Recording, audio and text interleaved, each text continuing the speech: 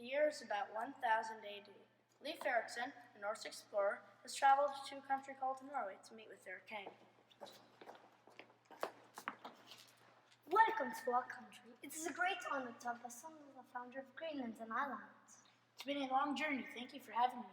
I hear that you're an excellent explorer. Since you are here, I have something more rather like to talk to you about, if you're open to it. Go ahead, Your Majesty. I know that you worship pagan gods. However, I have some information I've learned about this man they call Jesus Christ. He died for our sins, and I believe he is our Savior. I've heard of this religion, Christianity, during my travels. Tell me more. King Olaf ended up converting Ericsson to Christianity and asked him to spread the word throughout his travels. Ericsson left Norway, but the next part of the story is up for debate. People are unsure, either through the recommendation of another explorer by accident. Ericsson and his men landed in a strange land before reaching Greenland. What is this strange place? This is definitely not our home. Look at all these grapes. It seems as we're the first to set forth here. What should we call it then? We shall call it Vinland for all these wild grapes. Let's go do some exploring. Sounds like a plan. The men explored the area. Ericsson is credited with being the first European to discover North America. Many think he landed in modern-day Nova Scotia. Ericsson never colonized the area. He did, however, continue to spread the religion of Christianity throughout his travels.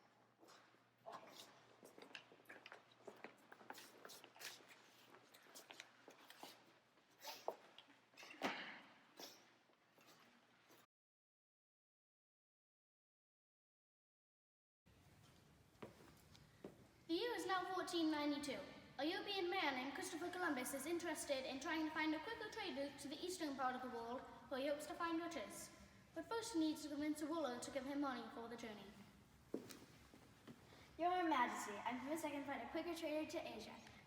This will set your nation apart from all the others, and you'll become even richer than you are now. As a matter of fact, we recently defeated some of our enemies, so I think it's time we turn our attention to other areas like exploring. Fantastic. The more ships you can provide, the more gold and silver I'll be able to turn back. I will give you 3 ships for this first voyage. Deal. We shall have them the Nina, the Pinta, and the Santa Maria. I won't let you down. Columbus made his now famous voyage, landing in islands in the Caribbean near North and South America, but he still thought he had reached the Far East. He made several journeys back, each time thinking he had reached Asia. But things would take a turn for the worse for Columbus, who was a poor manager of the settlements he started. I cannot believe that you would do such a thing! Enslave the natives and release the poor them in your own settlement! It is barbaric! It was necessary to colonize the area, Your Majesty. Enough! My wife, Queen Isabella, has been appalled. I will let you out of your cage, but you will no longer have important titles to this country. Now leave my presence! Meanwhile, around the same time frame, another European explorer was leading expeditions to North and South America. But unlike Columbus, he thought he was discovering a new world. Mr. Vespucci, I know it is not your intention to lead this expedition, but since it is your 3rd journey, we need you to take control of the ship. Only if you insist. I must admit, I do have a good feeling about this trip. What was it like when you discovered this place before? It was incredible. I hope that this trip will prove without a doubt that we have discovered a new world. And how do we do that? Why, we'll sail along the coast, and once we know it isn't just an island, we can be sure that we have discovered a new continent. Vespucci's 3rd journey was very successful. In a letter following his 3rd trip, he wrote that he had discovered a new world. Mapmaker is making a map of Brazil named the area America, a variation of the name America.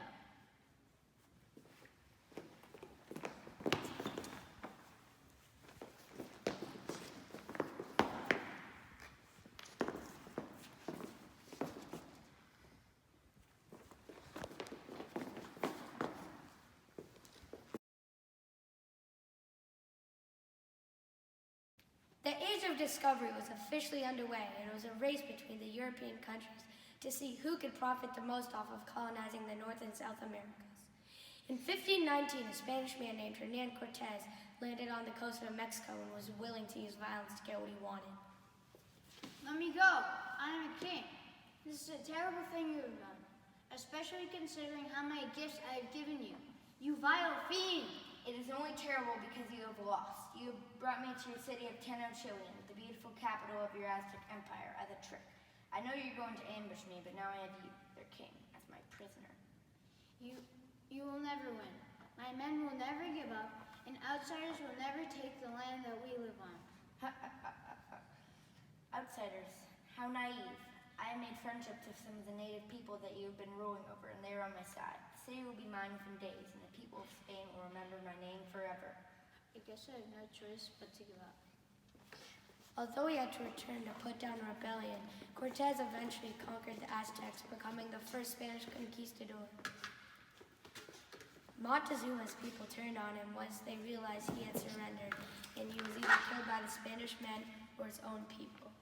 Later, in the 1530s, trouble was brewing with the Incan Empire and another explorer. Can we go over the plan one more time? How many times do I have to tell you? Forgive me, I just don't understand how the 180 of us can defeat an army of 30,000. Plus, according to your estimate, their empire is over 10 million people. How could we possibly win? You have no faith. You forget that they don't need horses, guns, or cannons. Once they see our weapons in action, they'll be very scared. They'll soon invite their leader out to our put to dinner. Okay. Actually, I still don't see where this is going, so let's after that. We will give him the choice to convert to Christianity, which he will likely turn down. Then we will tell him that if he gives all his riches, we will let him go. I see, but we're not going to let him go, are we? Of course not. Once we have his gold and silver, we will destroy the city until they surrender. Then we will put Atahualpa on trial for going against us. Pizarro's evil plan worked. The Atahualpa was executed, and the Incan Empire was overthrown by the Spanish explorers. But Pizarro himself was killed about 10 years later due to a rivalry with another explorer.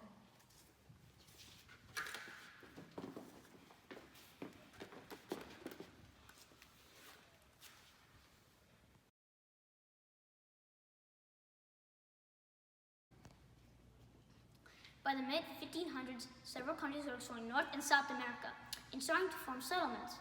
The countries were also having conflicts with the Native Americans. In 1535, Frenchman Jacques Cartier was leading his second expedition to the New World. I'm going to need your help on this journey. And why should I help you? You just kidnapped me and my friend to take us to your king. You should consider it an honor. It shows how valuable you are to us, and you should be grateful to be of service to our king. I don't understand how you and your people can own land. Regardless, I understand you and your fellow Iroquois are interested in this river that travels west. It is true. Travel so far, who knows what we may find. So you'll agree to be our guide? I suppose. Not like I have much of a choice. Excellent. Hopefully this river will travel through the continent and lead us to a quicker trade route to Asia.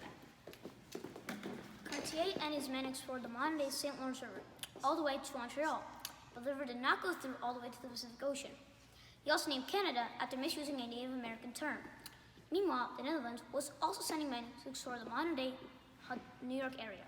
Are you sure there won't be any more of these attacks? I can't say for certain. We got along great at first while we were trading. It's a shame our relations have gone so bad. The crew is nervous after that Archer killed John Coleman. It's clear we are no longer welcome. It is true. John was a good man. But we must keep going. The Dutch East India Company trusts us to find the Northwest Passage and a quicker trade route through North America to Asia. Is it true? Could this be a myth? Nonsense! I never want to hear that out of you again. We will keep searching.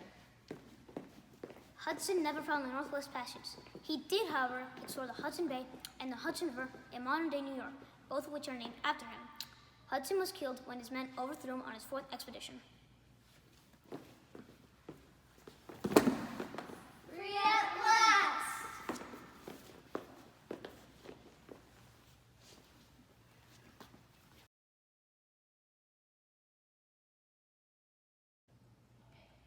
The European nation that played perhaps the largest role in colonizing North America was England. One early explorer that worked for the English government was Francis Drake. The year is 1577. Will you summon me, my queen? Yes, Mr. Drake, your skills at sea are very impressive, or so I've been told. I have a job I would like you to undertake. I'm listening. Even though the only known exploring we done was John Cabot in the 1490s, I think it is time for us to join the other countries in exploring the New World. It is no secret that our relationship with the Spanish has been going downhill. I would like you to start sailing from Spanish ships in the high seas and in the blue. I like the sound of that, but do I get out of this? You'll get your share of riches, and if it goes well, I may even make you a knight. And of course, this should stay between us. I didn't think that would matter to you, considering your troublesome past as slave trade. I understand, Your Majesty. Good, because we are not ready for a full-scale war against the Spanish. Francis Drake's mission to steal from the Spanish ships and ports was a success. He also became the second man to sail around the world and eventually helped defeat the Spanish Armada. Another Englishman, Walter Raleigh, also had a successful leader of English exploration. I've explored the area, and it's time for us to colonize. If we can just establish a successful settlement, we'll surely gain land and resources. What would we call it? I was thinking the territory should be called Virginia, and the colony should be called Roanoke. Sounds like a plan. You'll surely succeed. I'll be back with supplies.